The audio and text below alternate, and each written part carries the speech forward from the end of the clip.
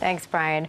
Well, the U.S. now failing to crack the global 20 in education. Our students lagging behind most developing countries in reading, science, and math, and college students rarely able to attend college without being burdened with six-figure debts.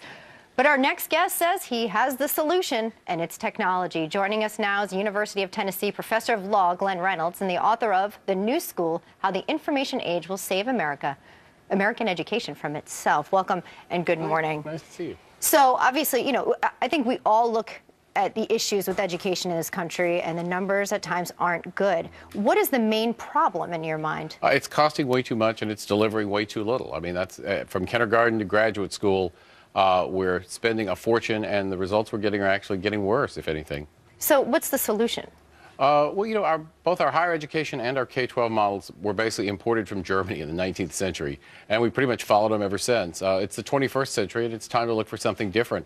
More of a sort of customizable approach where your education has more to do with what you're good at and how you learn, rather than trying to hammer square pegs into round holes. So you say technology is a key to that. It will be the instrument in making that customized education. How so? Right. Well, it's not just giving every kid an iPad, because iPads are cool, but it's more about how you use the technology. And for example, we have these flipped classroom models where the boring lecture part that usually would be done by the teacher in the classroom is instead watched on videos by the students at home, and then the homework and the problems are actually done in the classroom with the teachers there to help and explain things, and the teacher does a better job usually than the parents, that kind of thing.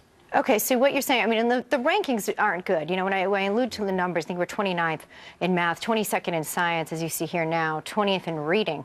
That stands to be improved. It's not hard to, there's a lot of low-hanging fruit, I think. But when you say the cost of education, when you talk about college education, I mean, the debt that follows, and now without the hope of a job and the reality of a job waiting for you on the other end, I mean, many are considering whether to attend or not.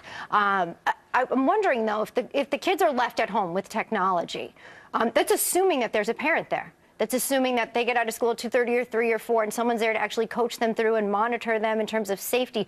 There has to be an approach to really the whole of the student, correct? Not just take them home with the tech and let them learn math. Oh, that's that right. way. And I'm not saying there's like one magic solution where every kid gets an iPad and does online classes. I think actually what we're going to see is not one big solution, but a lot of different smaller solutions that are different for different families and different kids and different needs. I mean, we live in an era where you have 900 kinds of shampoo. Why should we have one kind of education? That's interesting. And I mean, look, kids are interested in tech.